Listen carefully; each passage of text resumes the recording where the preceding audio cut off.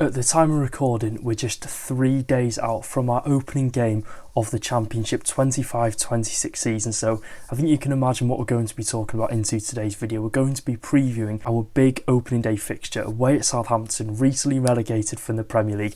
Probably the toughest opposition we could have faced on the opening day of the season. We all know it, Sky and the EFL obviously wanted that blockbuster opening day clash, and I'm sure this will not disappoint. Today, of course, we're going to be previewing our big clash against the Saints. We're also going to be looking at some interesting transfer news regarding a possible incoming in the next few weeks for Wrexham, and we're going to be bringing you some stadium news. So it's a roundup of everything that's happened at the football club over the past couple of days or so. So before we go into today's video, if you're looking for the best Wrexham content, like I said, every single video, it's going to be on this channel. Make sure to click the red subscribe button if you haven't already. It's free to do so. We're on the road to 29,000 subscribers. Let's go for 350 likes on today's video, and without further ado, let's get previewing our big game in a few days' time. So if we're looking first on Southampton's approach going into this game, of course they're under a new management now. Will Still, of course, takes the helm at the Saints, obviously after that disastrous season for them last year, obviously going through Ivan Juric, I think it was, for the second half of the season, Russell Martin for the first half. And I think if you're looking at Will Still as a manager and in the dugout for Southampton, maybe not so much for Southampton, but just in his overall managerial career, he is going to bring a whole different approach to what Southampton fans are used to over the past couple of seasons. And I think the style of play is going to be very different, in the setup on the whole. I think you'll see evident changes from obviously that first game against Wrexham, speaking on behalf of Southampton fans that are turning up, because you look at last season, Russell Martin started the year, it was a complete mess. Yes, his football in the Championship worked, but you look at that step up, he obviously didn't have the squad. He was trying to play a brand of football that was not possible with a team like Southampton, who don't have the players to play out from the back and be good on the ball. And I think that's where he did really get caught out, and I think that was the difference between Russell Martin and what will be the difference between him and Will Still. Martin was a very confident manager and a risky manager, but Will Still will obviously implement the basics to football and get them playing an excited brand of football more up the pitch than what Russell Martin liked to do, obviously starting those transitions from playing out from the back, from the goalkeeper to the back two. That's where most of the mistakes came from, and I think it was his inability to change the way how he was playing which obviously got him the sack in the end. But if we are looking at Will Still, we're going to see a completely different setup in terms of formation, style of play, obviously different player roles as well on Saturday. And I think if you're looking on the whole at Will Still, he's going to demand intensity all over the pitch.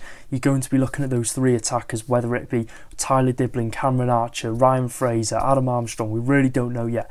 But what he is going to want from them is constant running up front, full of energy. They're not going to let us play out from the back. You're looking as well deeper in the pitch, the midfield is going to be the exact same. They'll be looking to win the ball back or win the ball up as high up the pitch as possible. They do not want to be caught out at the back. And I think Wrexham, we need to make sure that we do have an answer to this intensity in the press from Southampton, or else, one mistake in this league is going to be punished and it could have an effect on the rest of the game. So I think we'll be ready. Southampton, of course, they're a very good side. We don't need to obviously highlight that too much. They've recruited well in this transfer window. They've retained as well a couple of big players. We don't know if they're going to be there for the rest of the transfer window, but you're looking at players like Tyler Dibling. I don't think he is going to be in contention for this game. He's not trained this week with Southampton, obviously amidst his move to Everton, but you're looking at Mateus Fernandes. Their front line, of course, just carries experience and quality that's going to be much needed as they look to return to the Premier League. So it's a big clash. Like I said, the quality all over the pitch for Southampton will be evident. And I think as well, in terms of their style of play, they'll be looking to keep the ball, but I think with the tempo that he's going to get the team to play with, the transitions from the defence to attack will be a lot quicker than what Wrexham have used to and what we have been used to in League 2, the National League and League 1 last season. The step up is going to be big. The gap in quality between the leagues we have been, I don't think is going to be bigger than this season from League 1 to the Championship. So we can't really be taking any risks. And if we're looking at Wrexham defensively and Southampton defensively, they're going to be very tough to break down. They've retained some key players this season from their backline last year. Howard Bellis has been retained, but I don't think he is in contention for Wrexham following an injury. You're looking at the likes of Jack Stevens. Ronnie Edwards is probably set to have a breakout season in the backline. Sugawara as well at right back. They have just got that quality overall, and I think they'll be a real tough team to break down.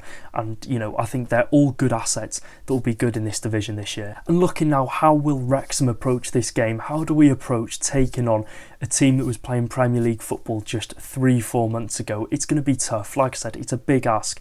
You're looking as well, the two promoted teams automatically. Birmingham have got Ipswich, a recently relegated side and a recently promoted side, and of course the same goes for Wrexham. So it's a big ask for us, and I think despite obviously all the big summer signings we've made, you know, the multi-million-pound signings here and there, there's no doubt that we are going into this as underdogs, not only squad quality wise, but you're looking at sort of, not the history-wise as well, but you're looking at Southampton as well, being a well-renowned top-tier club, a new and exciting manager coming in, the retaining of key quality players, the sort of early statement that they will want to make to the Championship, and they'll want to ruin sort of this opening day fixture, because although it hates me to say it, and I don't think it is really fair, I think the spotlight and the coverage is going to be all on Wrexham going into this game, and rightly so, of course, back in the second tier for 40 years, but Southampton will be looking at this thinking, we want to absolutely ruin their opening day and we want to ruin their first game back in this division. So I think on Wrexham's behalf, out of possession, we need to keep our shape really well, and when we do have the ball, we need to make the most of it.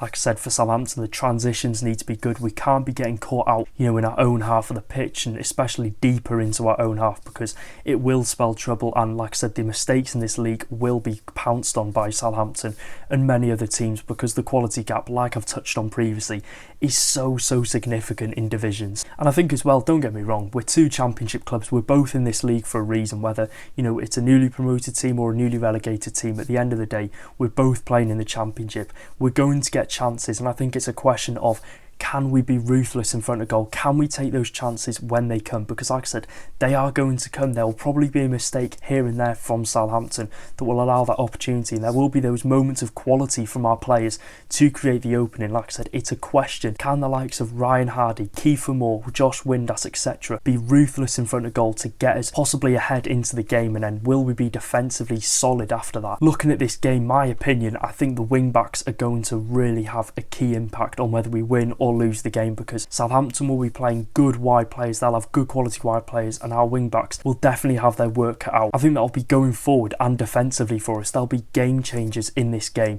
at both ends of the pitch. You're looking at probably, in my opinion, if I was in Phil Parkinson's boots, I would be looking at Libby Kakachi. I'm going to say Ryan Longman, although I would like Ryan Barnett to play. I do think it will be Longman. So they've got to be really good defensively, adapt to their style of play, silence their wingers, and of course going forward, quality crosses in the box and just creating those chances. Looking at the team selection, I do think we're going to see 6 of our new signings start in the starting 11, which is over half of the lineup, and it's not expected for them to completely gel straight away. Of course, it's a big opening game. We're not expecting them to just obviously understand how each other play from the first whistle in that game. They're obviously players with a lot of different playing styles, different attributes, so it'll be interesting to see how quickly they do settle into this group. Of course, we've had a couple of pre-season friendlies here and there, but it'll all be determined obviously on Saturday away at Southampton, because it's a big game and it is going to be a big ask, of course, for over half of our team coming in with new signings. Yeah, it's going to be an interesting watch. Going back to Southampton, the player to watch just concluding this segment, I think it's got to be Mateus Fernandes. If you're looking at players that are in contention to start the game, it's got to be Fernandes. And if he stays 100% fit, and if he does stay at Southampton this season, there's no doubt in my mind that he will be the best player in this division by a country mile. Last season in the Premier League, he had some really good performances in what was, I think, the second worst performing season from a team in the Premier League in the history of it. And he was, you know, that bright spark in the midfield, an attacking playmaker which can create the chances, just be that creative flair going forward. 9 goals and assists in the Southampton shirt last year. And if he, you know, can get that one sort of pass underway or that one bit of skill to get his confidence high in the game against us, he will have a field day. So we need to make sure that we've got 2 or 3 different players on him at all times. If he is in the starting 11, if he isn't, it's a big bonus. But yeah, he's the player to look out for, and if he is playing, you will see his quality just completely picked apart from the rest of the players in the team, and especially I think on the pitch in general. So let me know your thoughts in the comment section down below. What are your predictions for our game away at Southampton? Of course, I've sort of stopped giving predictions. I don't want to jinx anything, and I do genuinely think it is impossible to predict a Wrexham game, especially in the Championship this season. Anything can happen. We could catch them on a bad day, but yeah, let's hope that. Like I said, let me know your thoughts in the comments. Talking next on transfer news now, another Welshman could be on his way to the Racecourse ground in a late, ambitious latest move, Liverpool youngster Lewis Koumas is reportedly in talks to join Wrexham on a season-long loan after we've beaten off competition from the likes of Sheffield United and Norwich City. And I bet you're all thinking the same thing. Is this yet another attacker through the door? We've signed one defender this transfer window, one centre-back, and you look at the amount of attackers we'll have through the door if Koumas and Nathan Broadhead come in.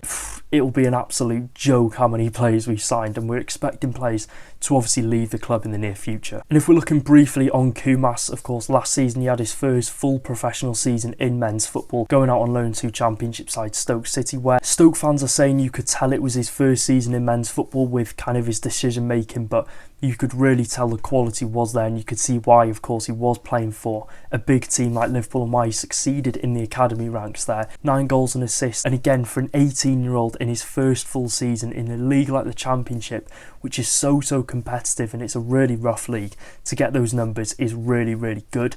But the thing that I'm not really understanding on this is his natural position is playing on the wing, but I do think he can be utilised in that central attacking midfield role. But unless Phil Parkinson is plotting, sort of a late formation change into the pre-season, then I can't see Koumas playing on the wing. I think he will be utilised more in that central role down the middle, of course, getting his attacking playmaking side out to him in that central attacking midfield position. But again, you're looking at this, if we are signing Nathan Broadhead, it's just a massive signing. I'm not complaining, but it does just question the future of some of the players in this squad, because we will have a packed quality front line this season. See, I'd love to hear your thoughts in the comment section down below. If we did pull off the signings of Broadhead and Lewis Koumas, just let me know how you'd be feeling. And finishing off with some stadium news, and it's not to do with the men's team.